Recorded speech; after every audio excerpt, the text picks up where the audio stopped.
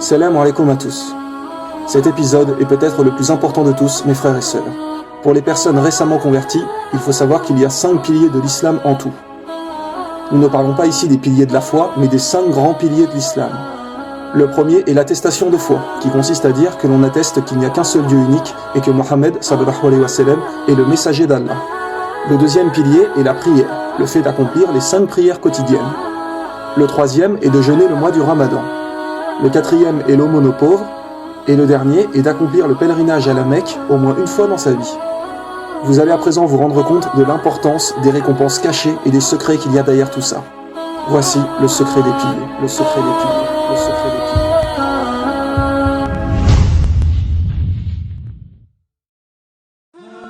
Beaucoup de gens pensent qu'une fois tournés vers l'islam, leur vie va devenir difficile, qu'ils ne seront plus libres, qu'ils ne pourront plus rien faire. Et ces fausses idées sont dues principalement à la manipulation des médias. Il est tout à fait compréhensible qu'aujourd'hui, les gens ont des mauvaises pensées de l'islam, vu les mensonges qui sont racontés à la télé. C'est quelque part tout à fait légitime pour eux d'être réticents à cette religion. Mais malheureusement, ils sont complètement endoctrinés par le système et sont à l'opposé de la vérité. Ces gens vivent dans le mensonge. L'islam insiste bien sur le fait que tout le monde est égal. Hommes, femmes, noirs, blancs, asiatiques, arabes, etc. Vous ne trouverez jamais de racisme chez les vrais musulmans. Vous pensez qu'une fois être tourné vers l'islam, vous prenez la mauvaise voie ? En vérité, vous reconnaissez l'évidence et vous ouvrez les yeux. Vous retirez le voile du mensonge qui était devant vous et devenez libre. Libre de vos choix. Libre de ne pas toujours être complètement soumis à ses désirs. De ne pas sans arrêt faire n'importe quoi et de se dire après « Oui, je fais ces bêtises, fumer, boire, etc. M'acheter des vêtements de marque parce que je veux être comme tout le monde, je veux suivre la mode. » On vous impose cela, qu'ils sortent des modes, des styles vestimentaires, qu'ils vont passer à la télé, sur des affiches. Puis ils créent des soi-disant stars, acteurs, chanteurs, etc. qui vont porter ces vêtements, et vont vous faire penser que ce sont des exemples pour que vous ayez envie de faire de même. Nous sommes constamment bombardés de pubs. Le fait de justement vous imposer cela a pour but de vous donner une fausse importance.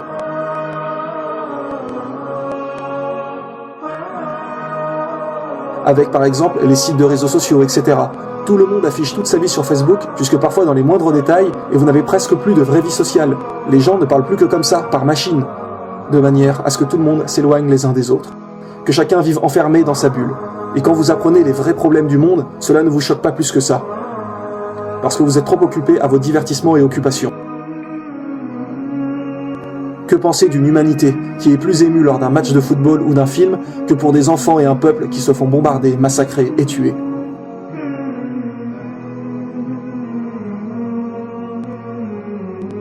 Les gens vivent comme à la télé, s'habillent comme à la télé, mangent comme à la télé. Mes frères et sœurs, vous êtes la réalité, et la télé l'illusion. Vous êtes la réalité, et la télé vous êtes la réalité, et la télé l'illusion. Au nom d'Allah, réveillez-vous. Au nom d'Allah, réveillez-vous. Au nom d'Allah, réveillez-vous. Sachez qu'une fois que vous mentionnez l'attestation de foi, Allah vous pardonne tous vos péchés antérieurs, car ils étaient faits quelque part par ignorance, hors de l'islam. Mais rappelez-vous que plus tôt vous vous convertirez, plus vous aurez du temps dans votre vie pour commettre des bonnes actions, aider des gens, prier, conseiller vos proches à se tourner vers l'islam. Sachez qu'aucune action n'est négligeable. Le travail d'un musulman est constant. Vous voyez une personne âgée qui a du mal à porter ses courses, aidez-la. Vous voyez une personne qui pousse sa voiture en panne dans la rue, aidez-la. Montrez le bon exemple. N'oubliez pas que nous sommes la communauté de Mohammed sallallahu alayhi wa sallam, et le prophète et ses compagnons couraient derrière les bonnes actions. Certains disaient même que s'ils ne trouvaient pas une bonne action à faire dans la journée, comme par exemple un pauvre à nourrir, etc., ils étaient tristes et avaient peur qu'Allah leur en veuille, dû au fait qu'il ne leur avait pas donné la possibilité de faire une bonne action.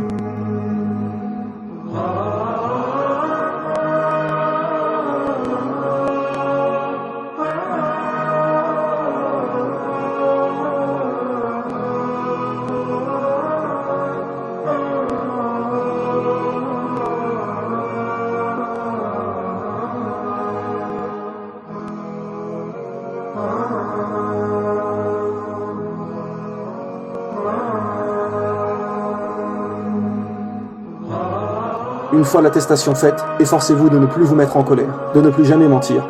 Le prophète sallallahu alayhi wa sallam a dit « Dites la vérité, même si elle est amère.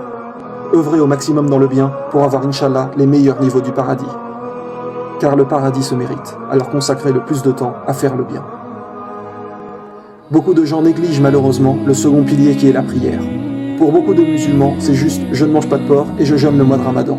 Beaucoup font juste cela parce que c'est une habitude et puis voilà. Ce n'est pas tellement pour la religion, mais par tradition. Alors que la prière, mes frères et sœurs, est ce qui vous maintient debout. Elle renferme tant de bonheur. Quand on prie avec crainte d'Allah et espoir de sa miséricorde, il y a un véritable bien-être lors de la prière. Saviez-vous qu'au jour du jugement, la toute première chose qui vous sera demandée sera la prière? Avez-vous prié? Alors voulez-vous commencer votre jugement correctement ou voulez-vous déjà débuter avec un manque plus que crucial? Mes frères et sœurs, la prière est le seul pilier de l'islam qui vous rattache à Allah tous les jours. En y réfléchissant, l'attestation de foi, il faut la dire une fois dans sa vie et puis c'est fait, même s'il est tout à fait possible de le redire et c'est d'ailleurs bien évidemment conseillé. Mais une fois qu'on l'a dit, ça y est, le premier pilier est rempli. Aux yeux d'Allah, nous sommes musulmans. Le ramadan ne dure qu'un mois dans l'année, l'aumône ne se fait pas non plus tous les jours, et le pèlerinage doit se faire minimum une fois dans sa vie. Mais quel est le seul pilier qui vous rattache vraiment à Allah tous les jours? La prière. 5 fois par jour, cela vous met en contact avec Allah. Beaucoup de gens demandent « Comment puis-je ne plus commettre de péché ?» Eh bien voilà la réponse, la prière. La prière est l'acte qui vous permet de ne plus commettre de péché. Car quand on la fait 5 fois par jour, assidûment, à l'heure, avec sincérité, on pense sans cesse à Allah. Et si on est vraiment sincère avec nous-mêmes, à force de prier, nous allons culpabiliser et arrêter les péchés. C'est votre vie qui doit tourner autour de la prière et non l'inverse. C'est votre vie qui doit tourner autour de la prière et non l'inverse. C'est votre vie qui doit tourner autour de la prière et non l'inverse. On doit adapter sa vie aux prières et non adapter ses prières à sa vie. Allah a dit dans le Coran, chapitre 29, verset 45, « En vérité, la prière préserve de la turpitude et du blâmable. Le rappel d'Allah est certes ce qu'il y a de plus grand. Le rappel d'Allah est certes ce qu'il y a de plus grand. Le rappel d'Allah est certes ce qu'il y a de plus grand. » Parmi les actes les plus aimés d'Allah, le prophète sallallahu alayhi wa sallam a dit que tu fasses la prière en son temps. Parce qu'en fait, cela signifie que c'est Allah qui compte le plus à vos yeux. Peu importe ce que tu es en train de faire à ce moment, tu le délaisses pour la prière. Donc, quoi qu'était ton occupation, Allah passe devant celle-ci. Allah passe devant celle-ci. Allah passe devant celle-ci. Beaucoup de gens, malheureusement, font leur prière sans véritable concentration. Ils voient ça comme une contrainte et essayent de la faire la plus vite possible pour s'en débarrasser. Et c'est justement pour ça qu'ils ne trouvent pas de vraie spiritualité et de plaisir. À regarder certaines personnes faire la prière, on dirait qu'ils font presque du sport, tellement ils vont vite.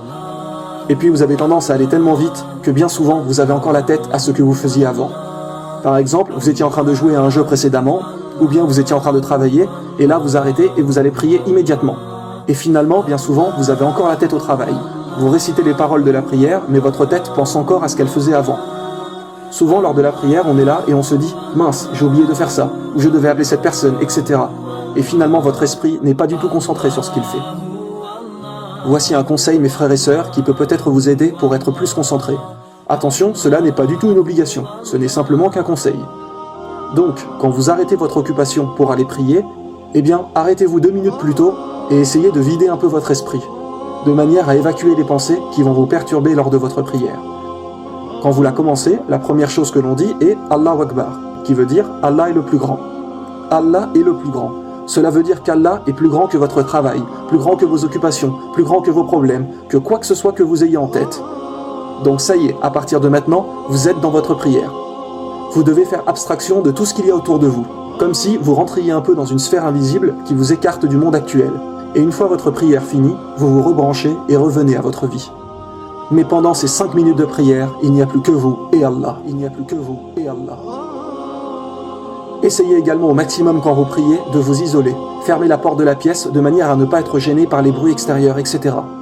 Car quand la concentration est vraiment là, la prière prend un tout autre aspect et devient vraiment incroyable. Vous ressentirez que vous réalisez vraiment votre devoir envers Allah, et vous aurez une réelle satisfaction d'avoir accompli cela. C'est une quiétude pour l'esprit. Et sincèrement, une prière ne dure que 5 minutes, alors soyons concentrés, au moins ces 5 minutes. Allah ne mérite-t-il pas cela? Malheureusement aussi, beaucoup de gens ne font pas trop leur prière à l'heure et se retrouvent le soir à devoir faire les 5 prières en même temps. Alors forcément, avec la fatigue, vous n'avez aucune motivation et vous allez bâcler vos prières. Et comment voulez-vous apprécier après? Vous allez avoir l'impression que celle-ci est une véritable contrainte. Et au fil du temps, vous risquez de ne plus supporter et de délaisser la prière. Si vous en avez la volonté, n'hésitez pas également à faire des prières supplémentaires. Car au jour du jugement, Allah demandera aux serviteurs « Voyons les prières supplémentaires ». Et celles-ci rattraperont peut-être les prières obligatoires qui ont été négligées et faites rapidement. Donc, tout acte supplémentaire, cachez-le. Que ce soit une aumône, aider quelqu'un, une prière, ne le dites à personne. Ne vous vantez surtout pas. Le musulman pieux est quelqu'un de humble qui n'a pas d'orgueil et de fierté dans le cœur. Faites vos actions pour Allah et uniquement pour lui. Mes frères et sœurs, qui était la meilleure personne pour nous donner un conseil en religion? C'était bien évidemment le prophète, sallallahu alayhi wa sallam, car c'est lui qui a reçu la révélation.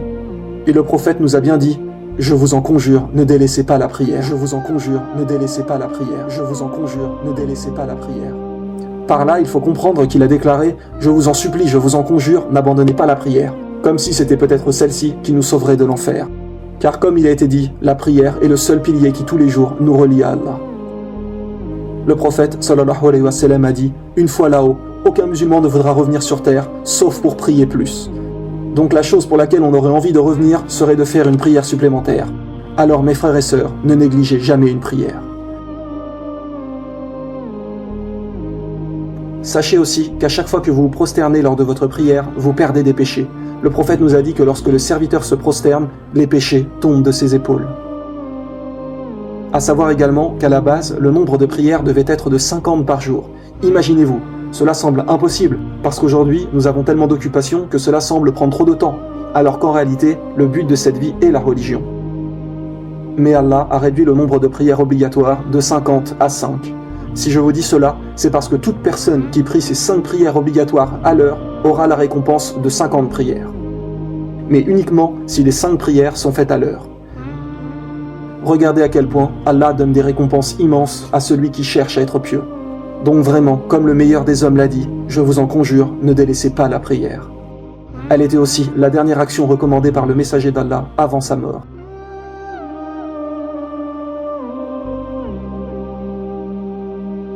Il y a 2 choses de difficiles dans la religion. La première, la conversion, donc le fait d'accepter la vérité avec le début de la pratique. Et la deuxième chose difficile est de rester assidu au fil du temps. Et la deuxième est bien souvent la plus dure. Car au début, on apprend et on est motivé, et puis par le temps, cela s'efface. Donc faites toujours attention que votre prière et votre religion ne deviennent pas une routine, une habitude, car vous perdrez votre concentration et votre foi s'affaiblira. Les rappels, mes frères et sœurs, sont justement là pour augmenter votre foi. Allah a dit, le rappel profite aux croyants. Car le temps peut être notre ennemi. Avec le temps, vous vous habituez et perdez votre concentration et votre sincérité. Allah a d'ailleurs dit dans le Coran, chapitre 103, versets 1 à 3, « Par le temps, l'homme est certes en perdition. Sauf ceux qui croient et accomplissent les bonnes œuvres, s'enjoignent mutuellement la vérité et s'enjoignent mutuellement l'endurance. » C'est pour cela qu'il faut des rappels. Donc la prière, comme la religion, doit être entretenue. Sinon, cela devient une routine et vous éloigne d'une bonne pratique. Le troisième pilier, l'aumône aux pauvres, a plusieurs buts. Sachez qu'en fait, il est du devoir du musulman de donner un tout petit pourcentage de ce qu'il a gagné une fois par an. Donc bien évidemment, ce n'est obligatoire que si vous gagnez de l'argent et que vous en avez assez pour vivre. Mais sachez que si tout le monde le faisait et donnait une infime partie de ce qu'il gagne une fois par an, eh bien il n'y aurait plus du tout de pauvres sur Terre. Plus de personnes qui meurent de faim, de soif, etc. Rappelez-vous la chance que nous avons de pouvoir dormir au chaud sous une couette quand certains dorment dans le froid dehors. Rappelez-vous la chance que nous avons de pouvoir manger ce que nous aimons quand certains doivent manger des restes qu'ils trouvent par terre ou dans les poubelles. Rappelez-vous aussi la chance que nous avons, lorsqu'on a soif, d'avoir simplement à bouger la main et ouvrir le robinet, quand certains marchent des kilomètres pour avoir de l'eau dans un puits, ou bien même lorsqu'ils sont obligés de boire de l'eau de pluie dans les flaques, etc. Pensez à eux quand vous vous couchez le soir sur un matelas et que eux sont à même le sol. Ils n'ont pas d'oreiller ou tout le confort que nous possédons. Des gens disent « Oui, mais quand on voit des pauvres dans la rue, on ne sait jamais trop si on doit leur donner. Car peut-être qu'avec l'argent, ils vont s'acheter de l'alcool ou des cigarettes. Mais ça, mes frères et sœurs, vous n'y êtes pour rien. L'important est qu'aux yeux d'Allah, vous avez fait votre don. Nous, notre devoir, c'est de donner. Ce n'est pas vous qui achetez de mauvaises choses. Vous faites simplement le bien. Et puis, tous les pauvres ne font pas ça. Certaines personnes s'achètent vraiment à manger, à boire, etc. Parce que, imaginez que tout le monde réagisse comme ça. Que tout le monde se dise « Non, je ne donne pas, car je ne sais pas ce qu'il va faire avec. » Eh bien, dans ce cas, personne n'aidera jamais ceux qui sont vraiment dans le besoin. N'oubliez pas que vous donnez pour Allah. Vous, votre travail s'arrête à donner. Voulez-vous faire partie de l'aide et de la solution, ou de la méfiance et de l'inaction? Sachez que nous allons, Inch'Allah, peut-être bientôt commencer une aide humanitaire. Nous sommes en contact avec des zones en Afrique où vivent des gens qui sont dans un profond besoin. Et donc, nous organiserons des collectes de dons par Internet à qui voudra participer. Nous allons bientôt, Inch'Allah, nous rendre sur place et tout filmer, pour que vous puissiez vous rendre compte de vos propres yeux de la difficulté que vivent ces gens. Et comme nous savons que beaucoup de personnes disent qu'ils ne savent pas souvent à qui faire une aumône, eh bien nous allons peut-être vous donner l'occasion, Inch'Allah, de réaliser cela.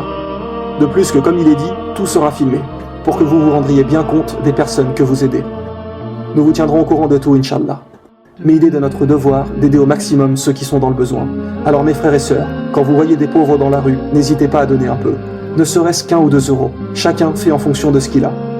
Mais ne négligez pas d'aider quelqu'un. Le musulman a la responsabilité d'aider son prochain. Le musulman a la responsabilité d'aider son prochain. Le musulman a la responsabilité d'aider son prochain. Et toujours, lorsque vous donnez, faites en sorte de ne le dire à personne. Vous donnez pour Allah.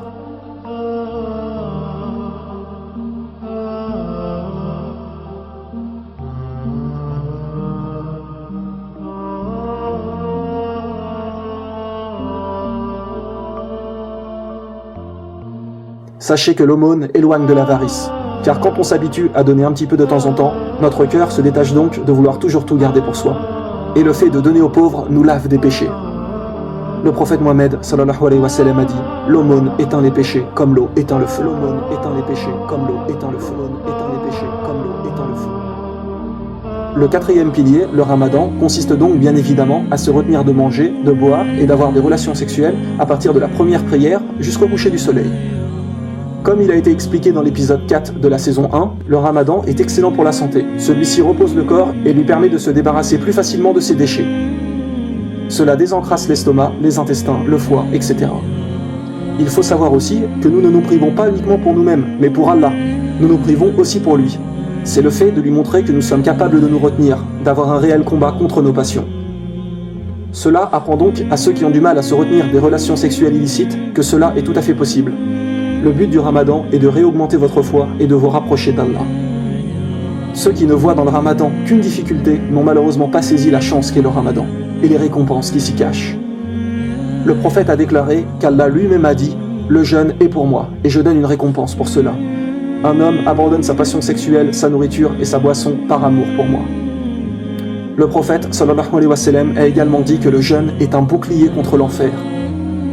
Mes frères et sœurs, comprenez bien ces mots. À quoi sert un bouclier? À se protéger, non?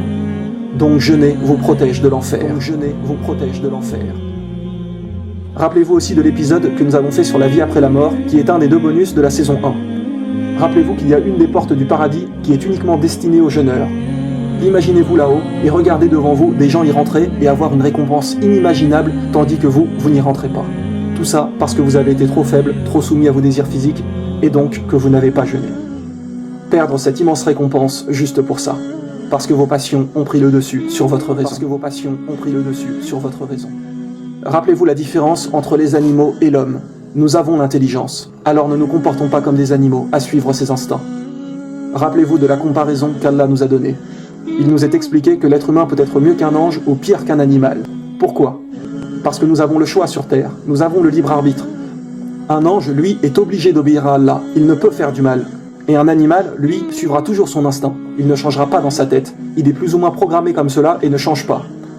Donc un homme qui suit sans cesse ses passions sans réfléchir est pire qu'un animal, car il avait la possibilité de réfléchir mais ne l'a pas fait. Par contre, s'il se contrôle et ne se livre pas à tous ses désirs, alors il sera meilleur qu'un ange, car il avait la possibilité de faire du mal, contrairement à un ange, mais s'est retenu et ne l'a pas fait. Mes frères et sœurs, voulez-vous au jour du jugement, aux yeux d'Allah, être meilleur qu'un ange? Prouvez à Allah que vous vous contrôlez et que vous êtes maître de vous-même. Vraiment, pour l'amour d'Allah, cessez une bonne fois pour toutes les relations illicites, l'alcool, la cigarette, les boîtes de nuit, les jeux d'argent, les insultes, le non-respect aux proches, etc. Changez et restez définitivement sur la voie du meilleur des hommes, Mohammed sallallahu alayhi wa sallam. Suivez sa sunna, son exemple de vie. Quand quelqu'un jeûne sincèrement par amour pour Allah, le ramadan ne lui semble pas si difficile. Et pour répondre à toutes les personnes qui disent que ce n'est pas bien, car quand on est malade, on ne peut pas prendre de médicaments, etc., sachez bien qu'il ne faut pas jeûner lorsque l'on est malade. Le jeûne n'est obligatoire que lorsque nous sommes en condition de le faire. Allah nous a bien évidemment permis de rompre le jeûne lorsqu'on ne se sent pas bien, que l'on est malade, etc.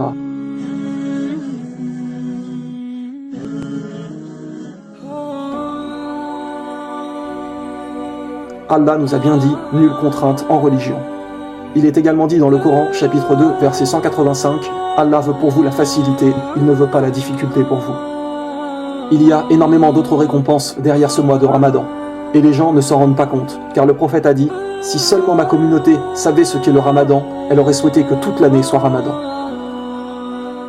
Le tout dernier pilier est donc le pèlerinage à la Mecque. Tout musulman qui a une foi sincère rêve d'y aller un jour.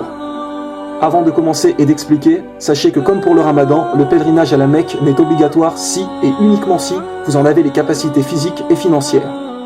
Donc quiconque n'a pas assez d'argent pour faire le voyage ou n'en est pas capable physiquement, n'a pas à le faire.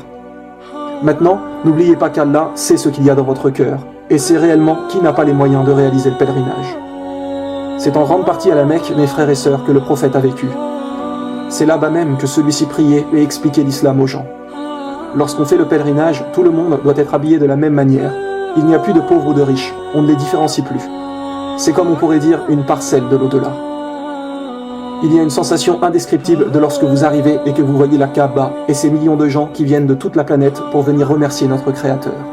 C'est de notre devoir de nous y rendre au moins une fois, et la récompense qui est derrière est incroyable. Le prophète a dit que parmi les meilleures actions que l'on puisse faire, il y a le fait de faire un pèlerinage sincère envers Allah. Attention, écoutez bien mes frères et sœurs. Le prophète sallallahu alayhi wa sallam a dit « Le pèlerinage sincère n'a d'autre récompense que le paradis. » Il a également dit « Celui qui accomplit le pèlerinage sans proférer des paroles obscènes ni commettre des actes indécents sort de son pèlerinage aussi innocent que le jour de sa naissance. » Et comment sortons-nous le jour de notre naissance? Sans aucun péché. Cela veut dire que le pèlerinage nous lave de tous nos péchés. Maintenant attention, sachez qu'Allah ne donne pas forcément l'occasion à tout le monde d'aller au pèlerinage. C'est quelque chose qui se mérite, et ces récompenses ne sont valables qu'à ceux qui sont bien évidemment sincères dans leur foi. Pas à ceux qui viennent réaliser leur pèlerinage en vitesse, sans concentration, et repartent dans leur pays recommencer leurs péchés. Mais il y a là-bas la sensation d'être égal avec tout le monde. Plus de fierté et de richesse, tout le monde est là pour prier envers notre Créateur.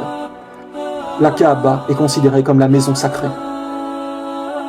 Ne perdez surtout pas l'occasion d'y aller si vous en avez la possibilité.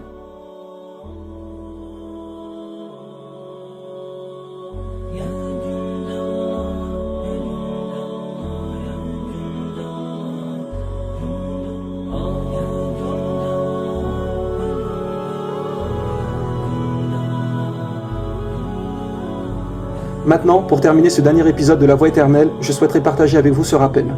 Allah dit dans le Coran, chapitre 8, verset 21, « Et ne soyez pas comme ceux qui disent « Nous avons entendu » alors qu'ils n'entendent pas. »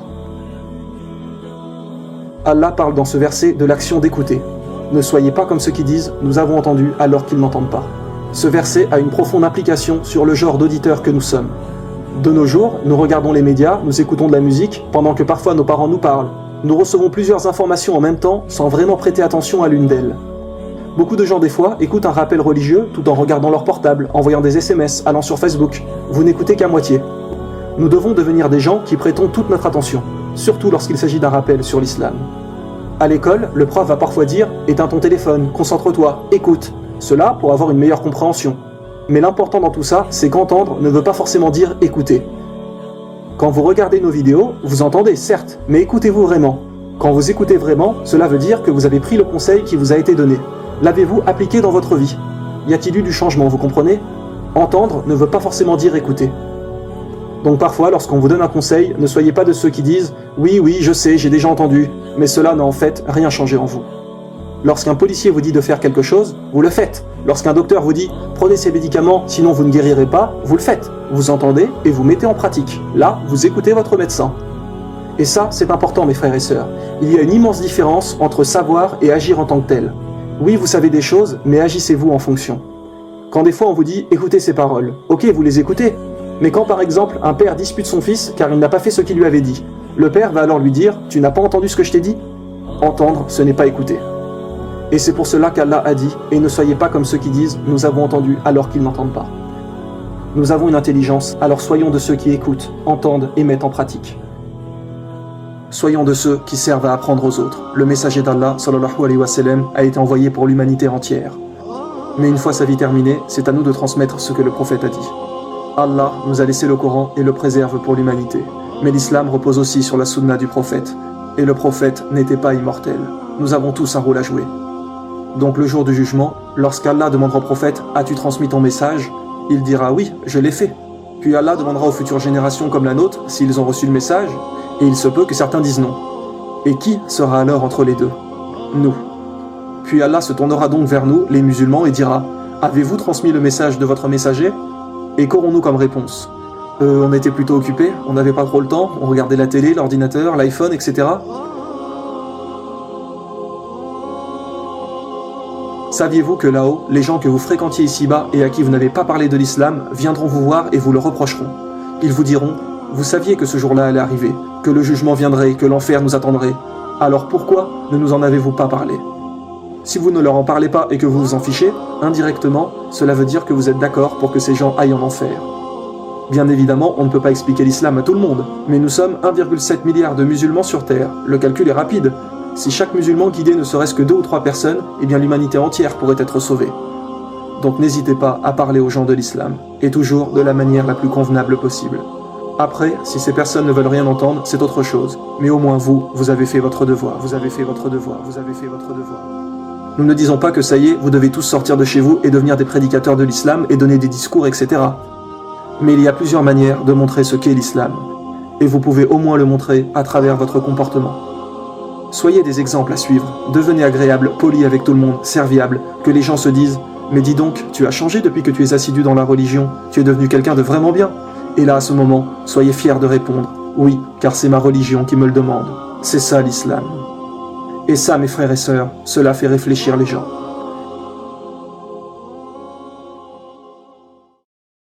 Nous espérons que cette 3e saison vous a été utile et que suite à cela, votre comportement s'améliorera et que vous délaisserez sincèrement les péchés. Rappelez-vous que le bon comportement est la priorité du musulman. On a demandé au prophète, sallallahu alayhi wa sallam, qu'est-ce qui fait le plus accéder au paradis? Il répondit, la crainte d'Allah et le bon comportement. La crainte d'Allah et le bon comportement. La crainte d'Allah et le bon comportement.